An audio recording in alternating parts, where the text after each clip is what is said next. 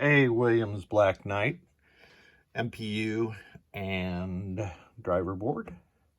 And let's fire her up. I have Williams System 6 displays from Firepower attached here. So the displays are going to look a little different when we get into the test. But I've fired her up and the lamp matrix is operating properly, and the only coil it's on is solenoid 16, which is the coin lockout coil.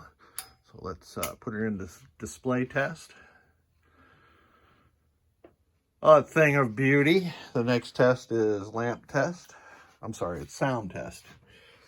I always forget about System 7 systems having this sound test in here. So you would be hearing sounds right now. What that ladder is showing is that each of the various sound signals that would be going to the soundboard are being grounded by the MPU. All right, now lamp test. Yes, sirree, Bob. And solenoid test. So again, solenoid 16 is on by default there, and it'll go off once it reaches that in the test.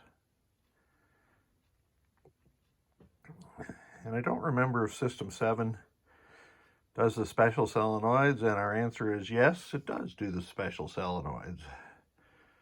Let's go in through each of those, and then it'll do a couple other things, and then it'll kind of restart. So let me get a ground wire here. And there's one. And I'm going to rake the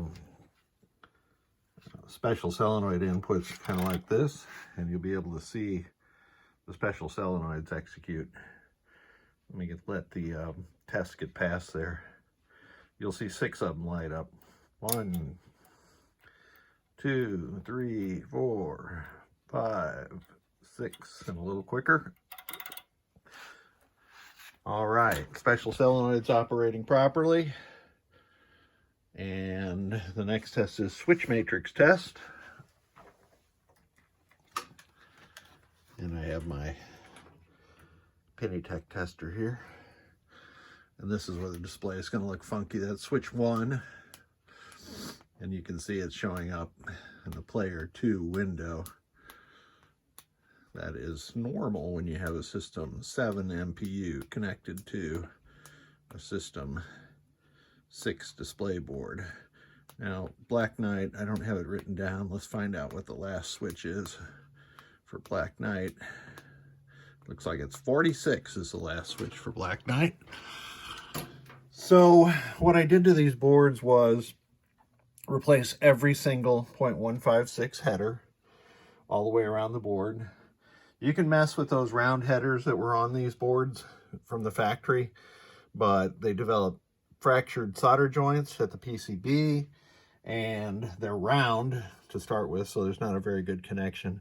And then oftentimes they become burned and tarnished, and they just don't conduct like they're supposed to. It increases the current draw, and it's a vicious cycle. I have replaced the input filter cap on both boards.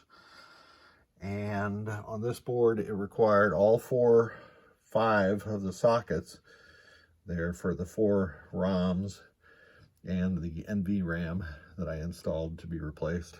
Fortunately, the driver board 6821s are good. I had tested those with Leon's ROM previously.